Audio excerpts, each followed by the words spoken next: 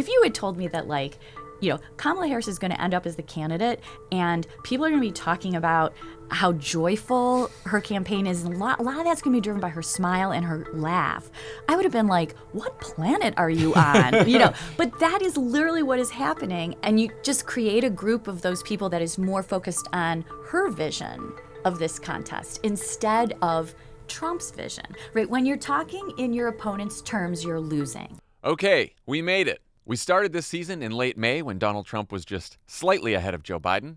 Democrats were worried, but still hopeful. We end with Kamala Harris just slightly ahead of Donald Trump. Democrats are hopeful, but still worried. In a nearly 3-month span, there were more seismic political developments than in maybe any presidential campaign of my lifetime. A felony conviction, an assassination attempt, a debate so catastrophic that an incumbent president dropped out of the race just weeks before he would have been nominated. Then his vice president picked up the torch, united the party, won the internet, energized the anti-MAGA coalition, and will accept that nomination this week on her way to potentially making history. But the race is still close. After all that, the race is still close. And I've been wondering if it was always going to be close, no matter what happened. Because electorally, we've been an evenly divided country for a while now. And today the two parties are as different as they've ever been. The choice may be hard for some voters, but it's pretty clear. But this shouldn't make us feel like nothing matters. In a close race, everything matters. The candidates, their campaigns, their messages, and the volunteers who carry that message to voters. Especially voters who haven't yet decided what they'll do in November. The question is, how much does all that matter? Are we talking a few votes per precinct in the closest swing states? Or is the exuberance Democrats are feeling right now about something more? Maybe something bigger? This is why I wanted to talk to Lynn Vavreck again. She's the brilliant UCLA political scientist and friend of the pod you heard in the first episode talking about a term she uses to describe our deeply, closely divided electorate.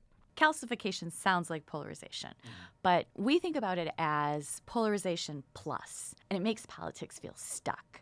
It's like calcification in the bones. It's rigid. I figured Lynn could give us her take on the state of the new race for president with 80 days left. Not based on polls or media coverage or how the campaigns are doing each day, but on her analysis of our calcified electorate and what might persuade voters to break out of it. You'll hear my conversation with Lynn next. Then, I figured we'd end the show by getting our marching orders from the Harris Walls campaign itself. So I asked one of its newest members to chat, an old friend who's managed 2 of the 3 successful Democratic presidential campaigns of this century, senior Harris campaign advisor David Plouffe. I'm Jon Favreau. Welcome to the Wilderness.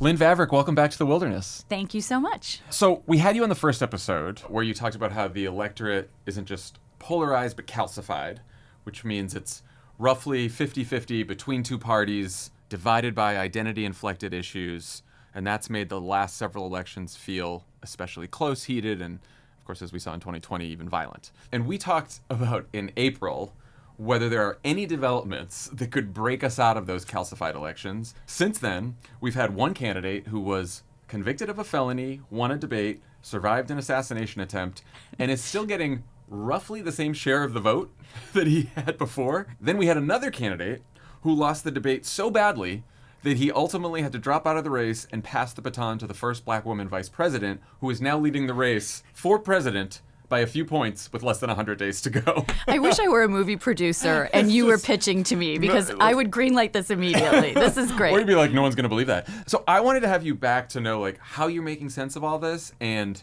whether you think breaking out of calcification seems any more likely now. I will tell you that when all of those events started to happen, the little voice in my head said, oh boy, here comes the biggest test of calcification we've seen. Yeah. And it's one of my first thoughts as well. Oh, I love that. Okay. And then as the days passed and the weeks rolled on and crazier things, unexpected things started to happen, and as you just said, there was not a lot of movement in the polls. And to be fair, nobody expected big movement. Right. But there really wasn't a lot. I thought, wow, okay, calcification is really holding up well here. And this is sort of the best evidence that we could have ever dreamed up. So fast forward now to 3 weeks later, or however many weeks it's been, some short number of days since all of this started. And you are starting to see movement in the polls. But don't confuse that with, we're moving out of calcification, because what is the movement doing? The movement is taking us back to where we thought we would be initially. So we're back to, man, this is going to be a close race. So what did you initially think about the political impact of Biden stepping aside? Like what was your reaction when it first happened? Well, much like I think everyone else, I was surprised. And then you sort of have to work through, wow, in my lifetime, I didn't think I'd see anything like, okay, so you get through all of that. Right. But from, a research point of view, I thought that a couple of things could happen. My first thought was, boy, everybody thinks this is fundamentally going to change the race.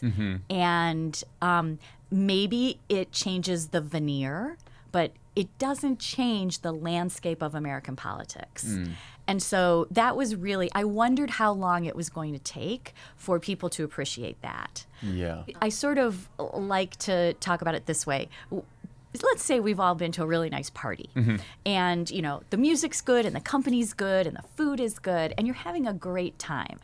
And you think, wow, or vacations are like this. Wow, if my life was like this, this would be great. But you know that when you leave the party or you leave the vacation, you're going back to your same old life. And that's a little bit what's happening for Democrats. We've been at a really nice party. But the underlying structure of this contest hasn't changed for voters in terms of what kind of worlds are on offer. But I wonder if Harris and Walz can keep the party going.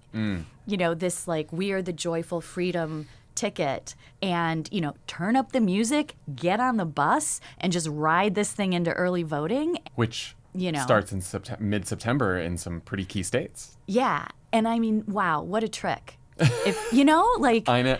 I mean, what, for people who might not know, what did you make of Kamala Harris's rise in the polls? For context, I think that it was a close race, and then the debate happened, and then it wasn't a close race, and then now it's back to being a close race. And, she's probably a little further ahead now than Biden was even before the debate. Not much, but a little bit. So, what do you make of the moving polls? Yeah, I think that two things are important to keep in mind. The first is that a lot of those people who moved away from Biden after that debate performance, they were going to come back. And what makes you think they were going to come back? Well, we've seen it in other elections. And the sort of best parallel is 2012. There were two moments like this in 2012. And we know this because we had actual panel data. We were interviewing the same people over and over and over again. And Mitt Romney said 47% of Americans are never going to vote for me. And he lost vote share. Now, those people didn't go to Barack Obama. They went to, I'm undecided. I can't say I'm going to vote for this guy anymore. I'm undecided. But then, maybe a week or so later, Barack Obama had a bad debate performance.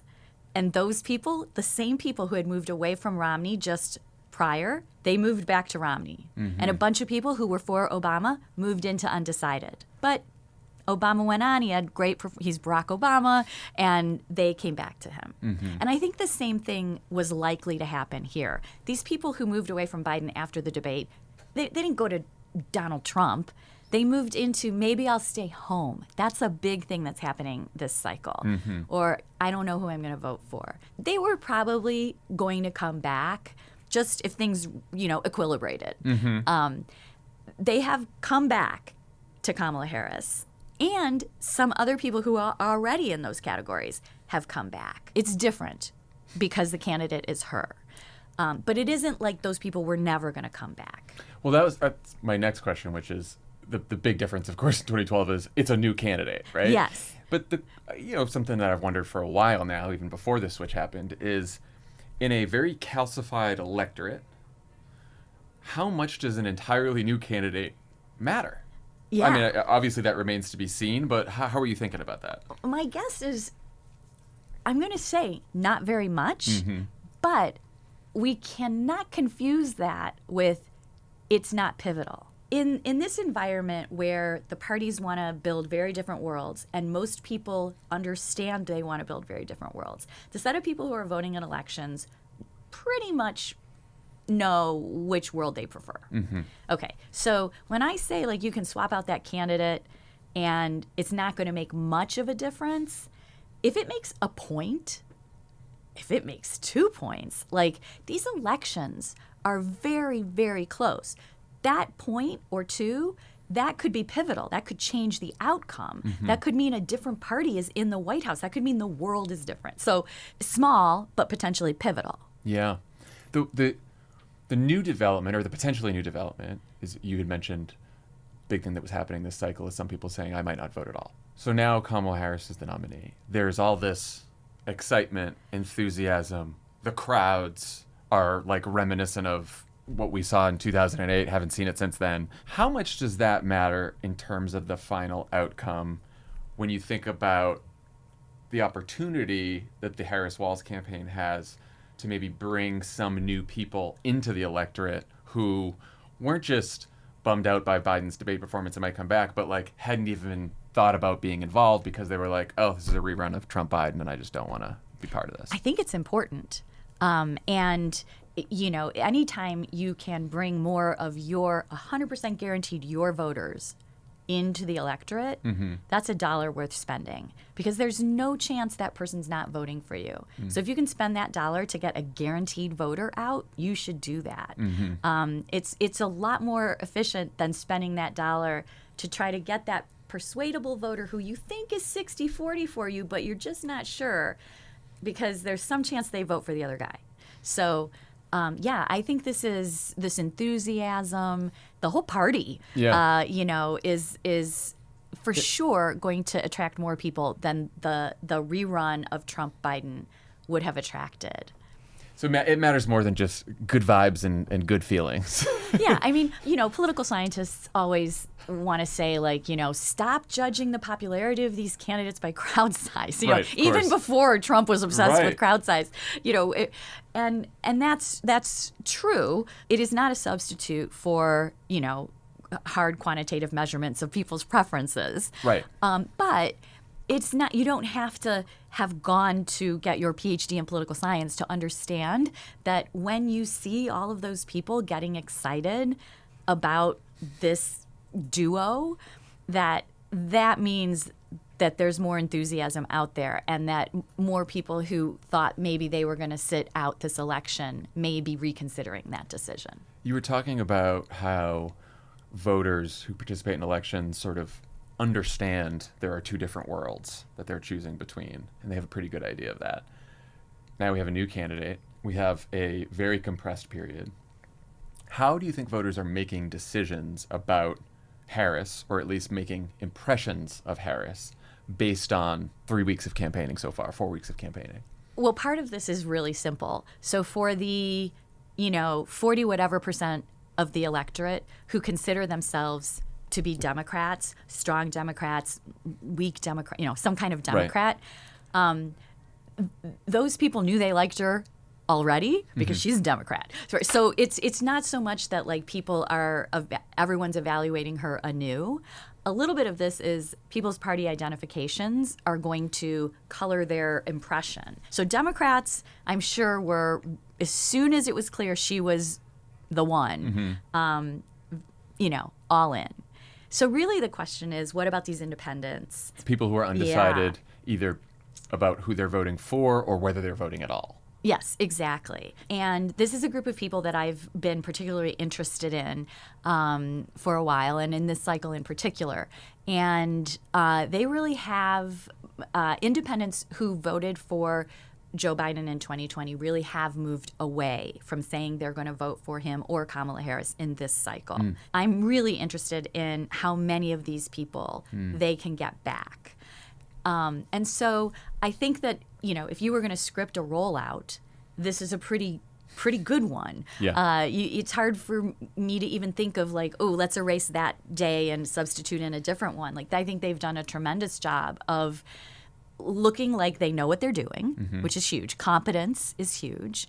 There haven't been many missteps. And they've sort of, whether, I believe it's probably on purpose, but they've ended up with this, really great kind of, freedom message that I just love, because that is typically the purview of the other side. I was going to ask you about this because last time we spoke, we sort of ended the conversation talking about Biden's focus on democracy. Yes. And yes.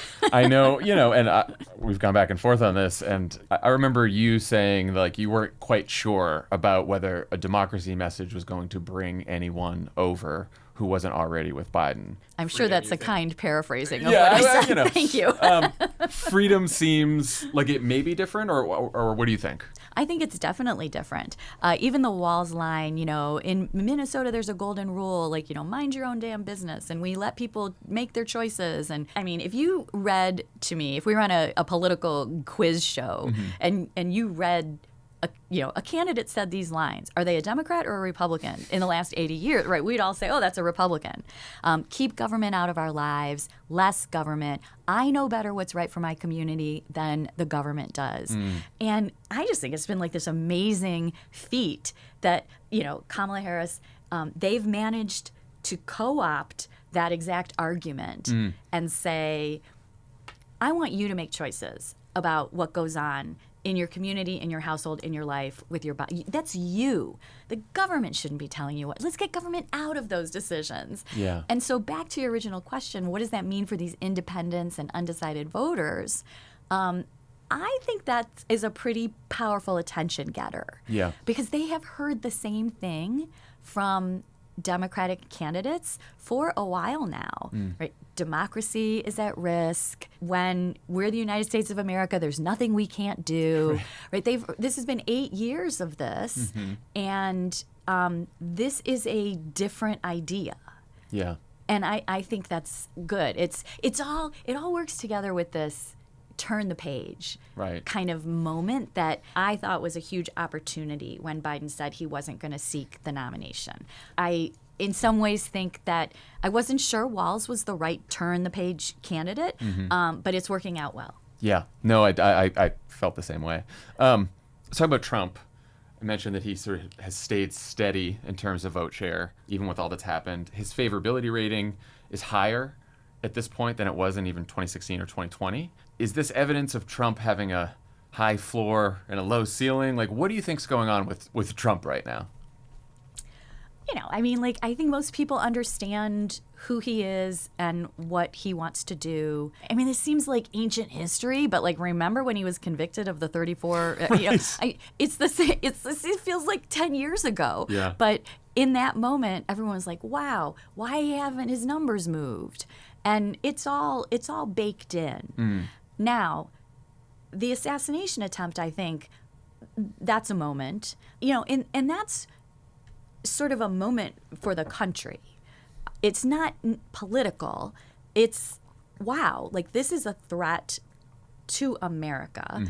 And so I think there was, you can see in the polling afterward, more people say they're going to vote for him. Now, this is all conflated with the debate had just happened, and there's a lot going on. A lot going on in a 3-week period. Yes. Yeah. But, so I don't, obviously that's not baked in.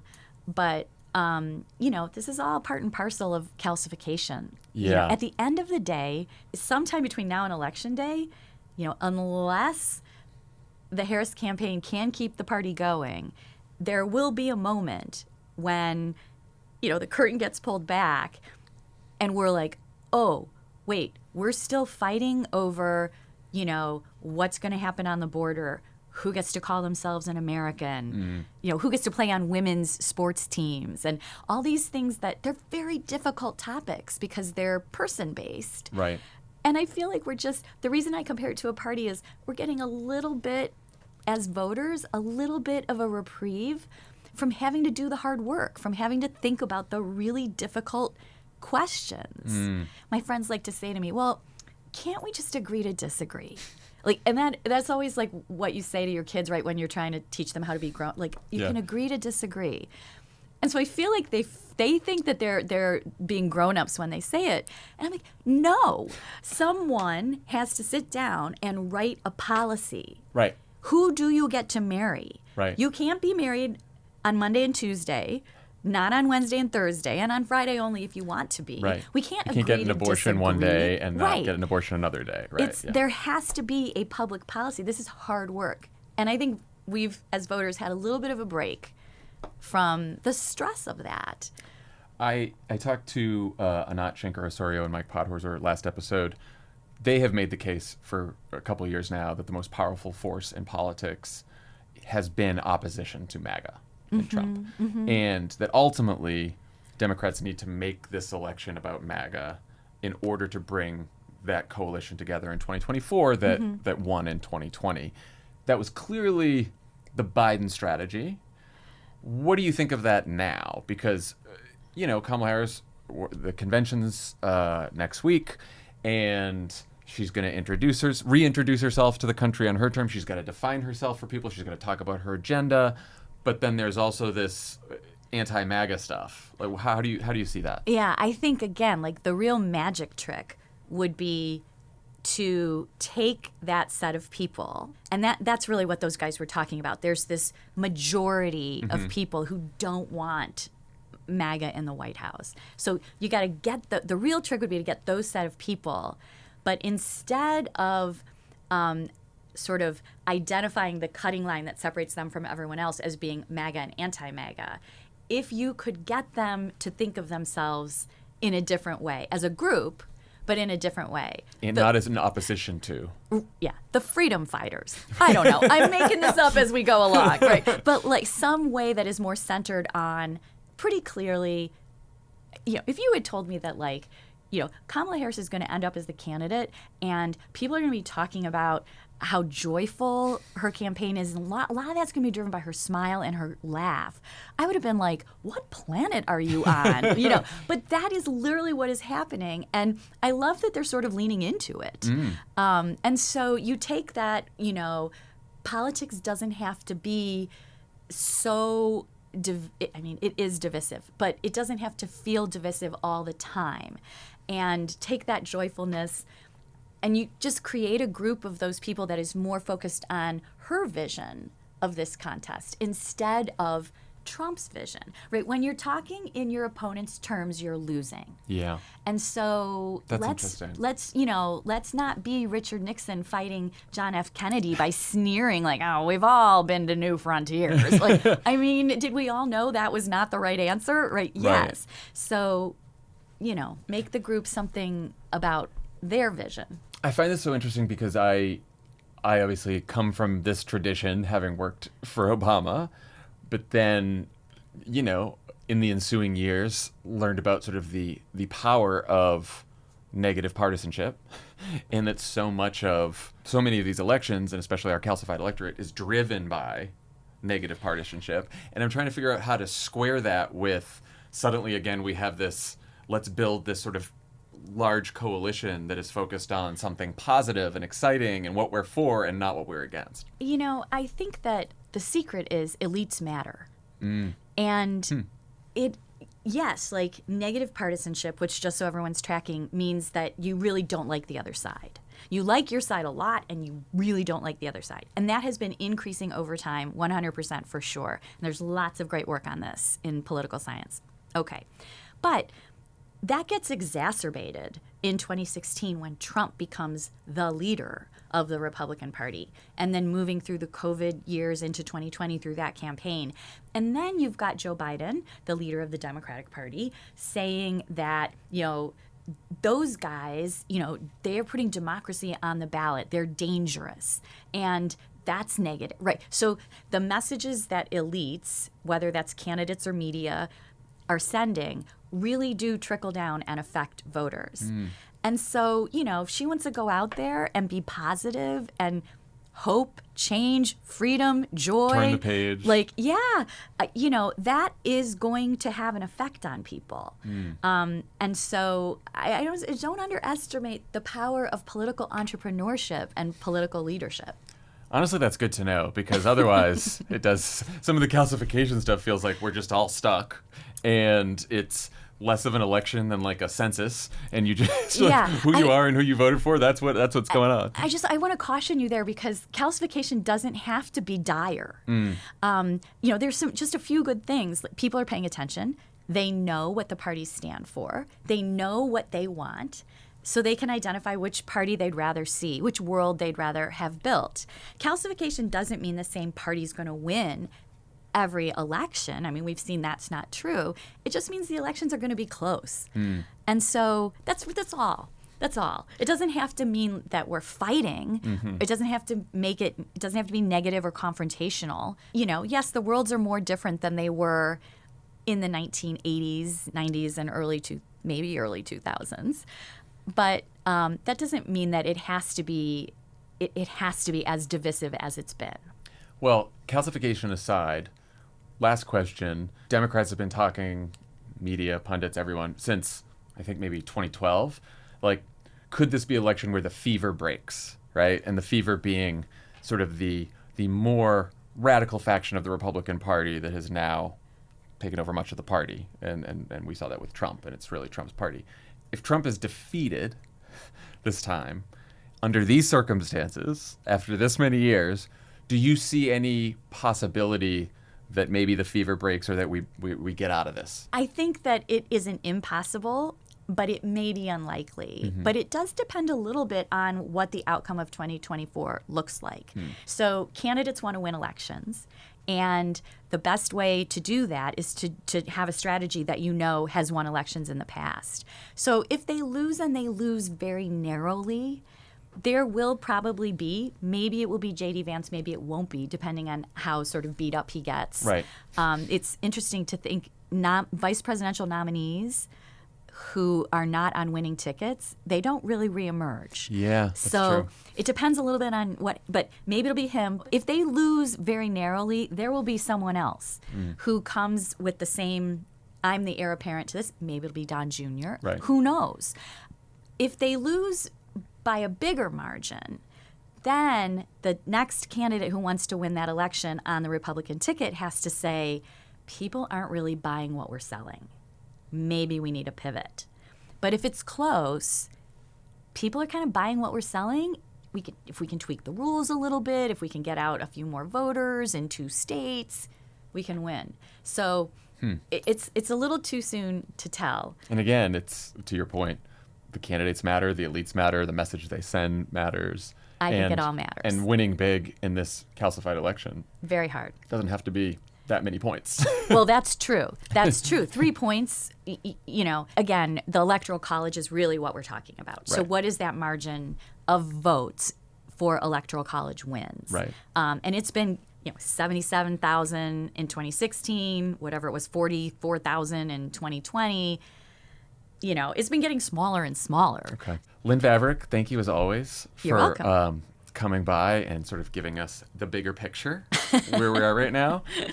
Who knows what will happen between now and next time we talk? I mean, oh my gosh. Not going to predict anything. Craziness. But thank you for making us smarter as always. Thanks so much for having me. Okay, we got the lay of the land from Lynn, and now we'll hear about what we have to do to win this thing from former Obama campaign manager and current Harris senior advisor, David Plouffe. David Plouffe, welcome back to the wilderness. Jon Favreau, it's always good to be with you. Last time you were on, I asked you to scare the shit out of our listeners about the dangers of a second Trump term. You're now trying to prevent that from happening by coming out of campaign retirement. You've recently joined the Harris-Walz campaign as senior advisor for the Path to 270 and strategy. Tell me about what that role entails and how they got you to upend your life and join the campaign.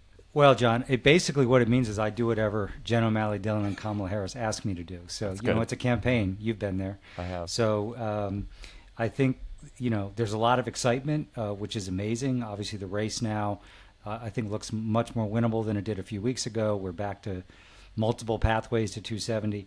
But, it's a really abbreviated time frame. So she's got to introduce herself, what the race is about, her ideas, and obviously continue to make the case about how dangerous a Trump second term would be. So, one thing that's interesting, you remember this from the early Obama days, sometimes when you're faced with just a crushing calendar, it really quickens decision making, and Yeah. I think that's useful. There's just a lot to get done, so we, with the best evidence and data we have and best instincts, are making a bunch of decisions. But, Jen did a great job of getting that campaign ready for general election. Obviously enormously challenging to have a switch at the top of the ticket, but they've kind of, dealt with it without missing a beat. I've been spending a bunch of time in Wilmington. I'm super impressed by the team. And, here we are with a chance to keep Trump out of the Oval Office and elect somebody who I think is a really exciting candidate, would be a great president. Yeah, I was going to ask, I mean, you've been on so many campaigns. What's it been like launching a campaign with an entirely new candidate with 100 days to go? Like, what are some things that would surprise people about that? Well, I think there's a lot of great things about it, right? It's people are very enthusiastic. I think a lot of people are signing up and they say, hey, you know what? I can do everything I can for 3 months, maybe not for 2 years. Obviously, I think, the reality was there was a lot of voters, Democrats, Independents, Republicans, not thrilled about the rematch. And she's a breath of fresh air. So there's a lot of excitement. Obviously, you've got to get ads out the door. You have to understand where the electorate is, which is going to be slightly different in a Harris-Trump race than Biden-Trump. Obviously, you've got to get new signs. You got a whole Democratic convention that has to be kind of rewired to some extent. Trump did one debate. Now we got to get him to do at least one more debate. It's like multiple fire hoses aimed at you every day. And all you're trying to do is that means you got to prioritize what really matters. What do we really have to dig into? What do we don't? But again, it's a great campaign team.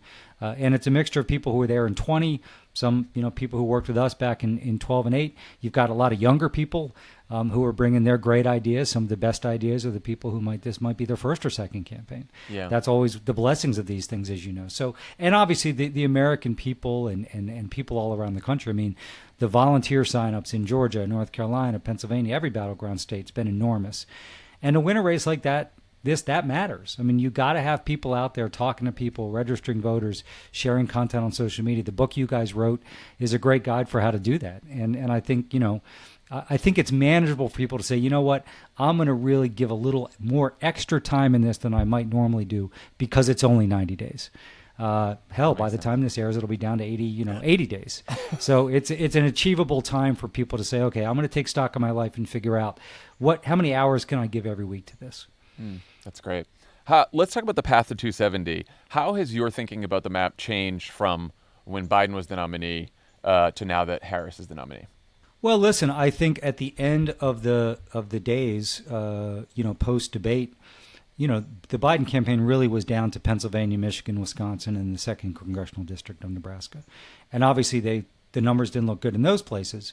But you probably had a plausible path if you had maybe you would have a great debate, Trump makes some mistakes, the economy recovers a little bit, you have a chance. But Arizona, North Carolina, Georgia, and Nevada, I think were off the table. They're back on the table in a big way. So, she can win the blue wall in Nebraska too and win. I think she can win Nevada and Georgia. I think North Carolina is going to be really close because, you and I went through these races. To win some of these states, you're going to have to really max out turnout, max out vote share amongst young voters, Hispanic voters, Asian voters, black voters, suburban women who have become a base for us, but also do well enough with swing suburban voters and keep Trump's margins down in some exurban and rural areas. And so far, the data suggests that she can do that. There hasn't been a collapse from Biden where that was probably his strongest. Rural areas, seniors over 65, even when he was losing the race, he was doing probably what you'd like to see there or close to it.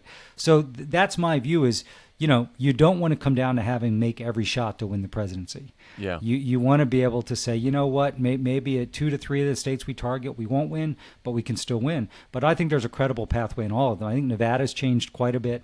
Georgia and North Carolina, I think, are dead even right now. Arizona as well. And obviously, I think in the blue wall states, we've seen a pretty dramatic change in those states from where it was. So it puts a lot of pressure on Trump. And so, hey, before the switch, Trump was running around Minnesota and New Hampshire and New Mexico and talking about expanding the map. I think those days are over. I think we're back to the core 7 and that really important congressional district in Nebraska. And of course, listen, I mean, Florida, Texas, they're states that are close. But, a presidential campaign has to be absolutely sure they can win it. And nobody's better than Jen O'Malley Dillon about being careful about it. She says, if you're going to go into a state, you got to be all in. Yeah. You know, and that was certainly always my view back. You know, head fakes aren't worth shit. Like, you got to basically be all in. You don't have a second to waste, or a person to waste, or a dollar to waste. So I think that's the battlefield for now. It seems like she has consolidated a lot of the traditional Democratic constituencies that had been flirting with either third party or staying home, or in some cases Trump, black voters, Latino voters, younger voters. It seems like she's doing obviously much better with those groups than Biden. Do you think she has more work to do with older voters or non-college white voters than Biden did? I know you said that her numbers so far seem like they're holding rural voters, but are those groups of voters that you guys are going to be focusing on particularly, or? Well, John, as you know, it's a hour-to-hour, day-to-day evaluation of that, right? And you know, it will shift from day to day, week to week. But I would say, as it relates to base voters, yes, huge improvement, but more room to grow. So that's got to be a huge focus. Like, keeping Donald Trump to, you know, 8 to 10% with the black vote is a lot different than him getting 15 to 16. Getting that Hispanic vote share. And when we think about, like, the black vote, Hispanic vote, any cohort, what it matters is the battleground states. So when you look at the national Hispanic vote, that's going to be a little bit skewed because of the Cuban vote down in Florida. But the Hispanic vote in these battleground states, you know, if you can get north of 60, I mean, hell, it looked like Trump a month ago might be able to win the Hispanic vote in those states. I think she can build a margin. And the same thing with younger voters. So I think there's still room to grow. So that's incredibly important. I think with swing voters as we traditionally understand them, which are of every race, every ethnicity, but true swing voters, you know, I think her being a new candidate, kind of this turn the page moment, will help with them. She's got a lot of work to do to close the sale, but I think she's got a better opening. And then we're just going to have to watch those rural voters. Again, that was one of the reasons Biden won, as you know, in 20, was he outperformed Hillary in the Erie counties of the world, which is a big county, but also some of those small counties, just to use Pennsylvania as an example. I mean, the way to think about it, Donald Trump's going to win most rural counties, and if he wins them by, you know, 34 rather than 44, it's a big difference. And listen, some of those counties in 16, he was winning like 85-15. You really want to prevent those, because those add up. So that's the thing I always tell people, like, the math to win a battleground state is just super complicated. And when you're feeling good about one segment of the electorate, then you begin to get concerned about another. Like, you know, you're never all green. I never was anyway. Yeah. There's always something that could go a little bit better on the dashboard. But I think the early signs are quite good. And, you know, we clearly, as it's stated in polls, have an enthusiasm gap. I think that's true in terms of fundraising, definitely true in terms of volunteer activity, where I think Kamala will have a huge advantage over Trump. So, you know, but we have big moments left. Convention will be a big moment. That first debate will be a big moment. Trump is super lazy this time. I mean, you remember in 16, he was out there humping it. Yeah. He wasn't 20 in part because he didn't give a shit about COVID, so he was reckless. But his schedule is remarkably, you know, lethargic. And there's two things, maybe both. One, he may just not have the stamina. Or his team really believes he hurts himself when he's in a state, but then I'm not sure you do these press conferences. So that is a huge advantage. I still believe that candidate on ground, you know, Kamala and Tim Walz are going to be on a bus, you know, over this weekend heading into the convention. They're going to be all over the battleground states. That matters, particularly for a candidate like her, who a lot of voters, they might know her name and that's it. So it's an opportunity to introduce your biography, your values, and the contrast in this race. So to me, that's an important ingredient here as we think about these battleground states. Is I think we're going to have a stronger ground effort with human beings on the ground, like talking to their neighbors. But I also think it looks like we're going to have more candidate. And listen, J.D. Vance is running around at a decent clip, which is fine. I mean, he's the least popular vice presidential pick in history, including Palin. And I will say this about Vance. You know, I think a legitimate thing, you know, Trump is now the oldest person ever to seek this office. Yeah. As a nominee. Certainly in our research, we're starting to see more voters now recognize that. You know, Biden kind of blocked that for him. You're starting to hear people refer to him as geriatric, and he doesn't have plans for the future because and this is where J.D. Vance is relevant. I mean, you know, if you're the oldest person ever to seek the office as a major party nominee, you know, it's fair to ask, what if something were to happen to you if you got elected? And J.D. Vance is not a great answer for voters, particularly women voters, but all voters. I mean, he's a huge problem. And you can see when Trump gets asked about him, it's super uncomfortable. He'll say he doesn't matter, or so. It's fascinating to me. But there's a lot of different things here. So that's one of the challenges of a campaign is you got Project 2025. You obviously have abortion.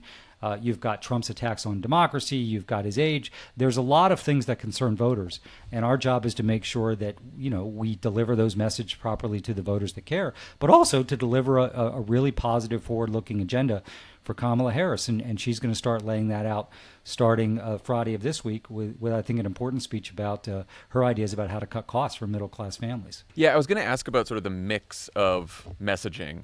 Like Biden campaign strategy, which I think was the right one, was to make the race about Trump, remind people of who he is, what he did, what he'll do if he wins again.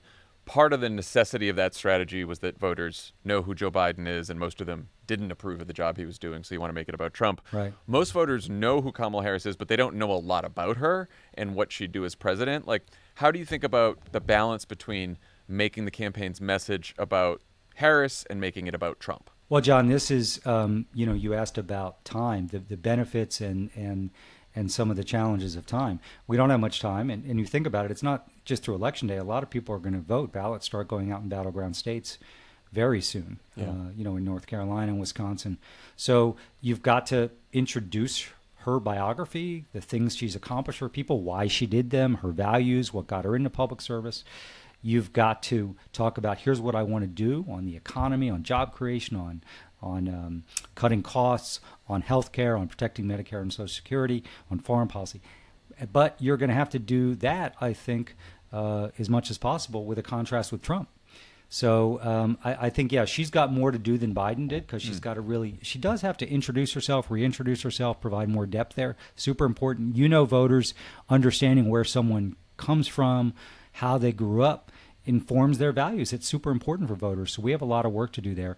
But we also have to lay out a searing contrast. The way I think about it is you want as many voters as possible to think, okay, I'm going to compare Kamala Harris and Donald Trump on the next 4 years. Let's see if they're both president. What would that mean for me and my family?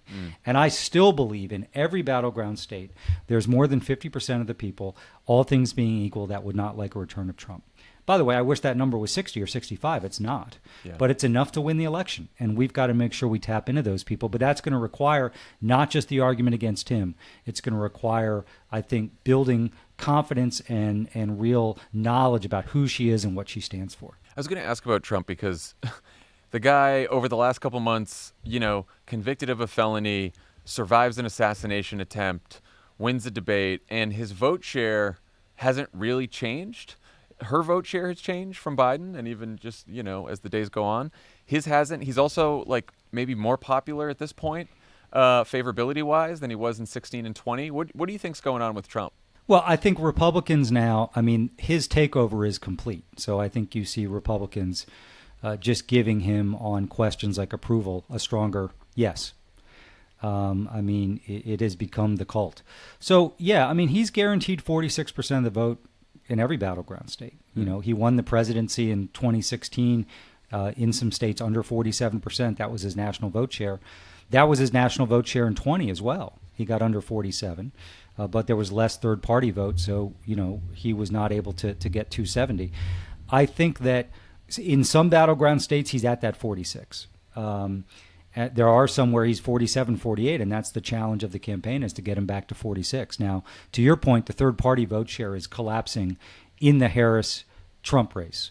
You'd like to think it's because, RFK Jr. is eating dogs and throwing dead bears in Central Park and all the things he says, but I just think this dynamic's different, and there's some evidence that RFK may be taking a little more vote from Trump, although I think it's too early to really know what that'll be like on Election Day. So I think, yes, there are some people right now saying they're going to vote for Donald Trump. If they're a firm voter, they're not going anywhere. But a bunch of those people are soft. And so, when you think about it, you have to obviously max out your registration. You got to max out your turnout. You got to max out your vote share across all these cohorts. You got to win a majority of the undecided vote. Then you've got to pull a little bit off him. And I think that what I've seen in the research is those voters who might be soft Trump, kind of flirting with Trump, they're super curious about Kamala Harris. They're like, okay, a new entrant now. I'm excited about that. I want to learn more about her. And if she can answer the mail there in terms of who she is and how she'll fight for them, and that she will be, a better president for people like them, she can win this race. But yeah, we got to pull a little off of them. And I think it's really important for people to understand that your question is super important. It may not seem like a point and a half matters in terms of him being a little stronger, but it does. Yeah. And that's mathematically something that has to be addressed. You've got to get him down a little bit. Now, what I've seen is there's some states where he's already fallen kind of to the point where he wouldn't win the election at the level he's at now. But there's some other states where he's still in that like 48, 49 range. And, you'd like to get him back down to where he was in 16 and 20. There was this thought some people expressed during the Biden-Trump race where, contrary to popular belief, Democrats would actually do better if it was a lower turnout election, if the electorate ended up looking more like a midterm election where Democrats have been doing well for the last several years. It does seem like now we're back in a world where, increasing turnout, registering more voters is going to help us. But how do you think about that? How do you think about those sort of, not non-voters, but people, occasional voters, sporadic voters? Right. Well, in politics, like in life, it's like important to delineate between what you can control and what you can't control. So what you can control is trying to register and turn out all the voters that you're pretty confident would vote for Kamala Harris, right? And so I think that's what you can not control, but you can control your effort and your thought and your resources there. I think the question would be, so there was a lot of experts who were saying in the Biden and Trump race that maybe turnout could be quite a bit lower than 2020, maybe let's say 130 million. So let's say it is not going to be 130. Let's say it's 150, 155, 160, 165. The question is, okay, that added vote, who's it going to benefit? And there's no doubt that, Trump will get some of that vote. Polls were showing that he was doing a little bit better. But I think Harris is going to be able to bring a lot of new people out as well, do well with new voters. Some of those are younger voters. They're excited about her. And I think we can, we're already seeing some pretty encouraging data in terms of registration since she became the candidate. I think that the campaign obviously has a very good sense of who are voters at risk of not turning out, who would support her. So a lot of effort's going to go in there.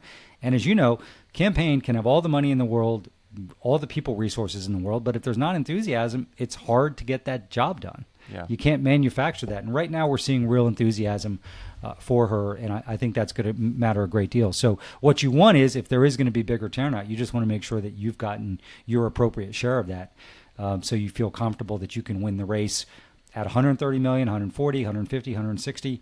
My guess, it's a little bit early now to predict exactly what the turnout's going to be battleground state by battleground state. But by mid-September, I think we'll have a very good sense of that. Last question. We spent a lot of time this season trying to arm volunteers with advice and messaging that they can use when they're talking to people in their lives who haven't yet made up their minds about November. You're seeing all the research, you're talking to voters, you're figuring out what resonates with ads. What advice would you give to folks listening right now regarding what they should tell their family and friends and even strangers to get them to turn out for Kamala Harris and Tim Walz, who aren't sure if they want to do that yet? Well, first of all, I think, listen, let's just use an example. You and I today, I think, on that awful platform X, both lifted up this video of the Project 2025 founder basically saying it's all bullshit, this is Trump's plan, and it's a wink and a nod. So that you and I did that. What I would say is, anytime someone who supports Kamala Harris sees something that moves them, maybe it is something about Trump, maybe it is an ad, she and Walz are going to have this YouTube video, they're hanging out together, and it's quite a warm, maybe it's that, maybe it's just a friend or family member of them who made a video say, this is why I'm voting for Harris.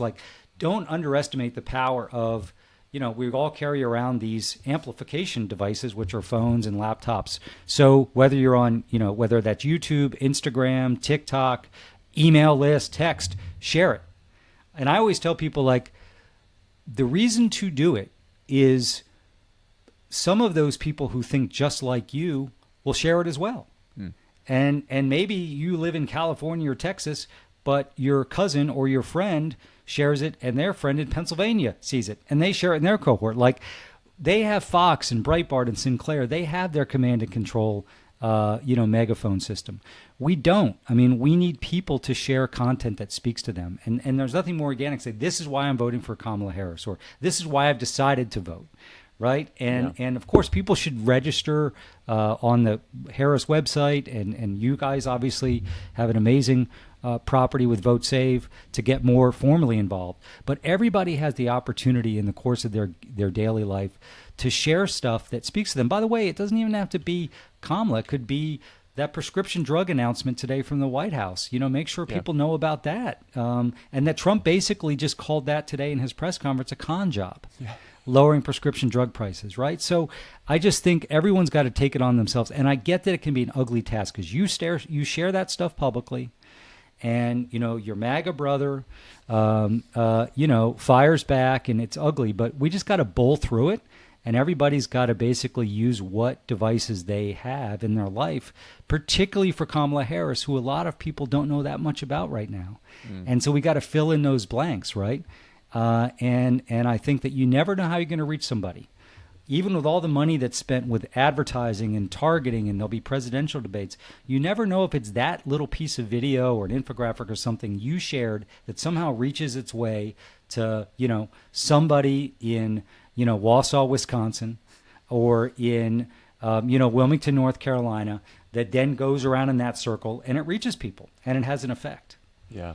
And in terms of messaging, it does sound like what you had previously said, contrasts that are future-oriented seem to be sort of the most effective ways to persuade people that, like, this is your life under Kamala Harris, this is your life under Donald Trump.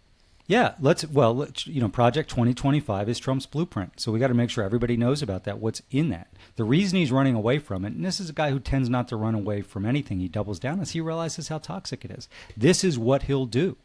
On abortion, obviously. We got to also remember, you got to tell the whole story.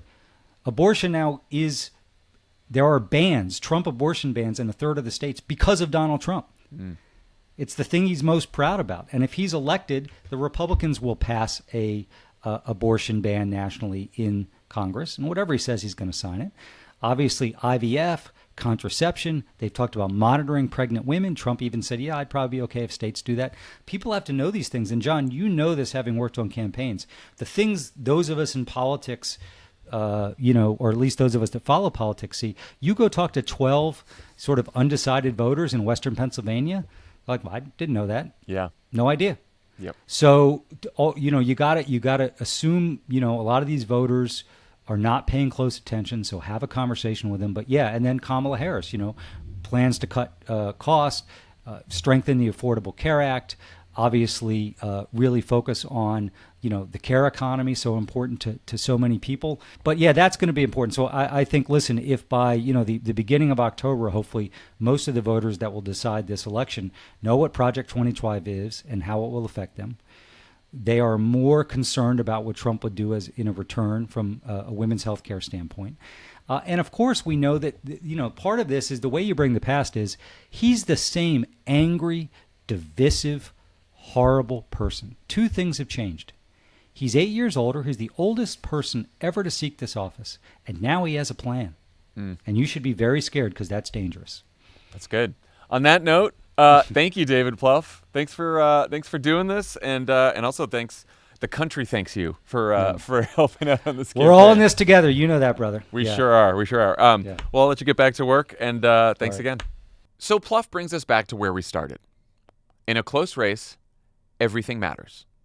The candidate matters, at least I think so, or I wouldn't have spent most of July pissing off a lot of people who rightly love and admire Joe Biden. But clearly, Kamala Harris being the new Democratic nominee has already mattered. Clearly, the decisions of the Biden-turned-Harris campaign will matter. Any number of unforeseen events between now and November could matter.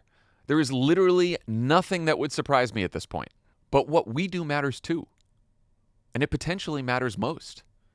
People make up their minds about politics because they have countless conversations with friends, family, colleagues, or perfect strangers.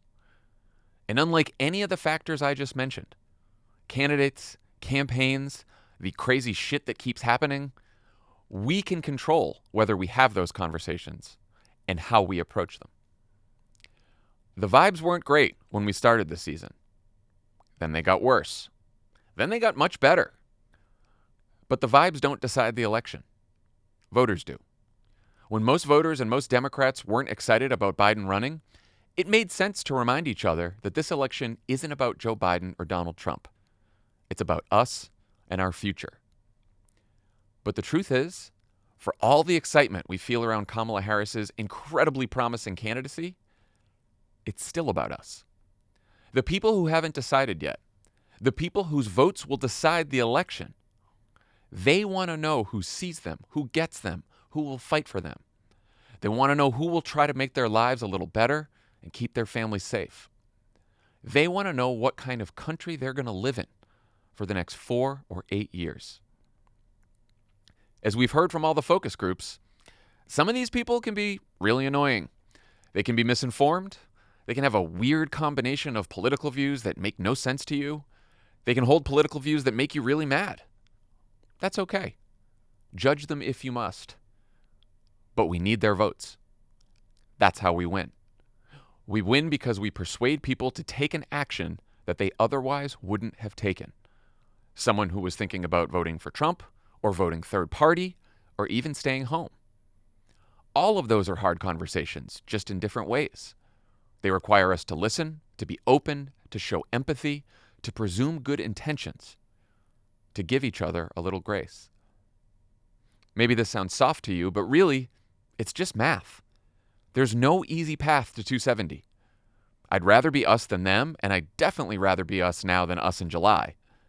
But we're not just posting and memeing and vibing and partying our way to victory here. This is going to be work. This is going to be hard. And the stakes haven't changed.